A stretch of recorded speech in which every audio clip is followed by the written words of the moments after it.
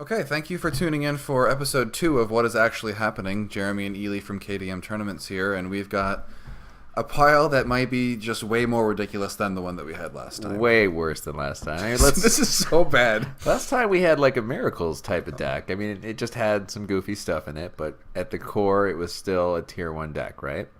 I don't know. Okay. Well, I mean, I'm not saying the goofy Miracles part was tier 1, but I'm saying the core of it, what we took from it was a tier 1, and we just added stuff in that didn't dilute it quite enough to make it not still powerful. The core of a rotten apple is still rotten. Probably. So this next one is just so far off the wall. There isn't a single card in the 75 that's normally run, except for the Brainstorm. That's the one, and then the lands. Terminus, people play Terminus. Okay, Terminus 2. Terminus 2. So anyway, let's just run down the deck. And obviously the mill theme is the point of the deck.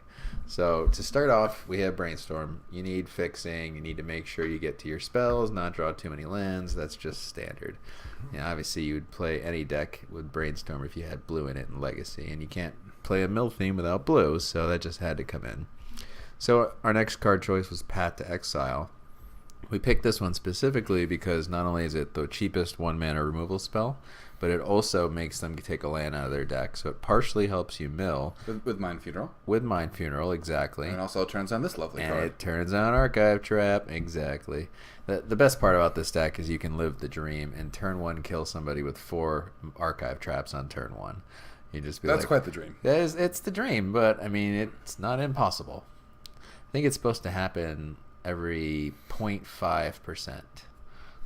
I did the math a long time ago. I forget what it actually is, but so next up is Surgical, and you might be wondering why we're playing this card main deck also, but again, we're playing Mind Funeral, so hitting non-basic lands is a great way to thin their deck out of lands and maximize the powerfulness of Mind Funeral itself.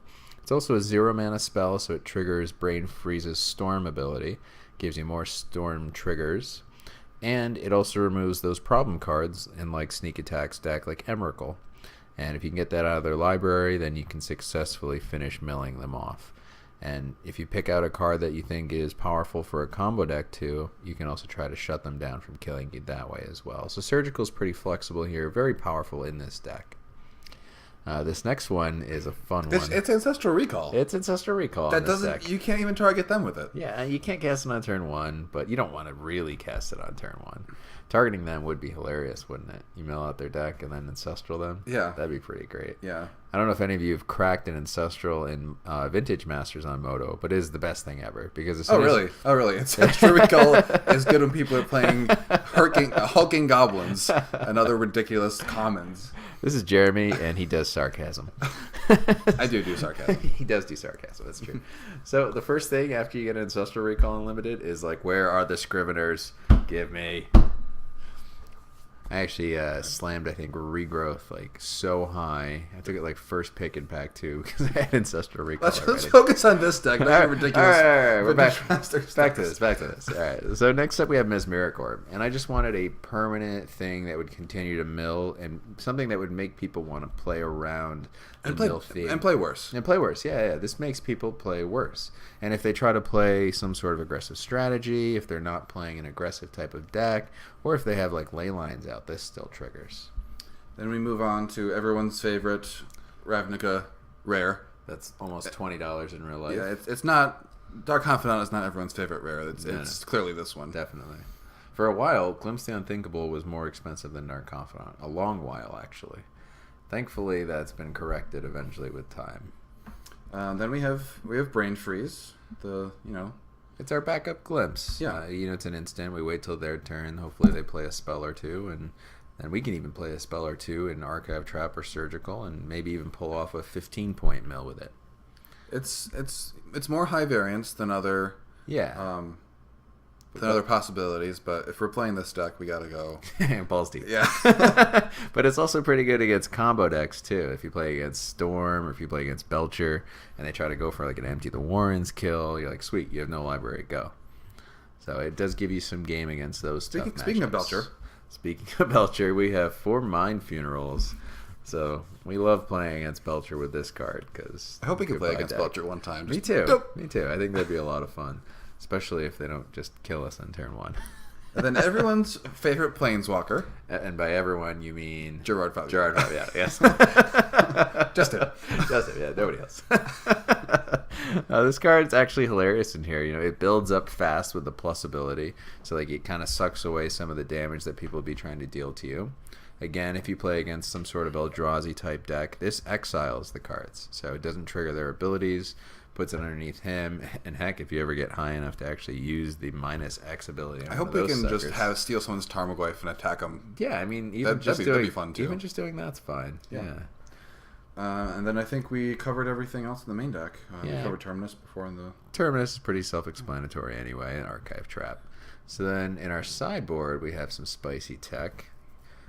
We have 3 Flusterstorms. Of course, we need those to, shore up those matchups. We don't have any counter magic, so we need something to stop people from killing us quick. And obviously Force of Will is just not playable when each of our cards is just so important. It's so important. We can't pitch these. We have Hedron Crabs to block unflip Delvers all day long.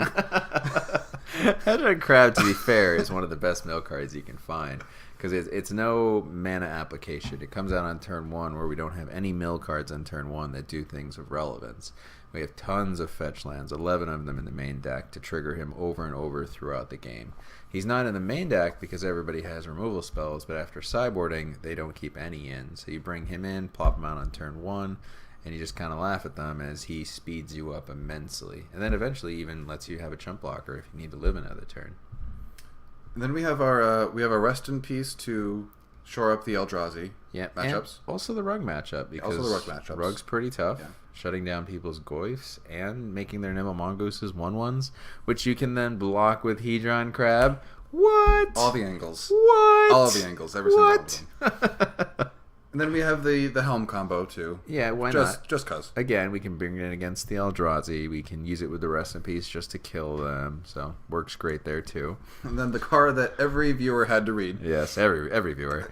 This card is hilarious, by the way. If you've ever played this in Limited and thought about it for constructed purposes, if you're milling out a burn deck and they're trying to race you with burn, and then you eventually just Crypt Incursion them, you're like, all those Goblin Guides, Keldon Marauders, Grim Lavamancers, Eidolons. That new Eidolon. Yeah, exactly. Everything. Yeah, I mean, there's at least 16 creatures, I think, in most burn decks. And nowadays. even if you get 2, it's like a time walk. Yeah, it basically is. Gaining 6 is huge against burn, and if you even get past that, it just gets into the ridiculous range. Not to mention you play against Manaless Dredge or just regular Dredge, and you Crypt Incursion them, and it's just crying is all you'll hear on the other side of the computer, even though you can't hear it, obviously. And we can do it with Eldrazi triggers on the stack too. Yeah, we can. Although I don't know if we bring it in for that. It's pretty expensive, but it is an option. Yeah, it is. You're right. And then we have Singleton and Snaring Bridge for those decks that can't deal with them. We'd probably bring it in against Rugs still. We'd probably bring it in against the Blue-White-Red Thresh or any other Thresh decks. It's really good against Sneak and Show, things like that. And that's pretty much it for this one. Yeah. So we'll see how we can do in this daily here. All right, let's crush it.